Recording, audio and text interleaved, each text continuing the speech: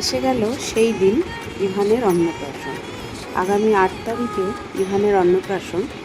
তোমরা যারা যারা ইভানকে দেখতে চেয়েছো, বা আমিও একটা লেখা পোস্ট করেছিলাম যে খুব শিগগিরই ইভানের অন্নপ্রাশনের ফটোশ্যুট আসছে।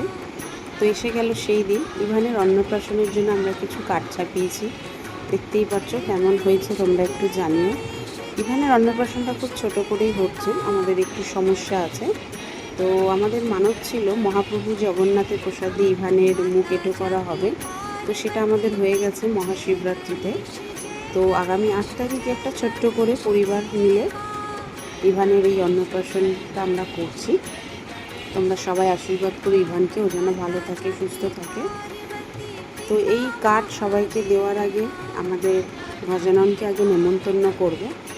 তো এই যে হলো আমাদের বাড়ির গজানন। অনেক ঠাকুর আছে, রাধা মাধব আছে, মা কালী আছে, লক্ষ্মী দেবী আছে, গোপাল আছে। তো সবাইকেই আলাদা আলাদা কাট করে নেমন্তন্ন করা যায় না, এটা অপমান করা হয়। তো সেই জন্যই আমি একটা কার্ড, কোনো নাম লিখিনি, 33 কোটি দেবদেবীর নাম করেই আমি দিলাম। সবাইকে নিমন্ত্রণ করলাম এই 8 তারিখে সবাই এসে আমার ইভানকে একটু আশীর্বাদ করে যাবে, সে যেন সুস্থ থাকে, ভালো থাকে। নেমন্তন্ন আমি করে দিলাম। আমাদের বাড়ির যে গজানন আছে,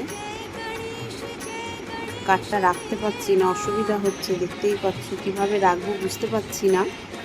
তো এই কারণে রাখলাম, আসলে ছোট জায়গা তো, ওই কারণে অসুবিধা হচ্ছে। তো গজাননকে নেমন্তন্ন করে দিয়েছি এবং 33 কোটি দেবদেবীকেও নেমন্তন্ন করেছি। এই দিন এসে আমার ইভানকে একটু আশীর্বাদ করে যাবে, সে যেন ভালো থাকে, তার অন্নপ্রাশনটা খুব ভালোভাবে কাটে।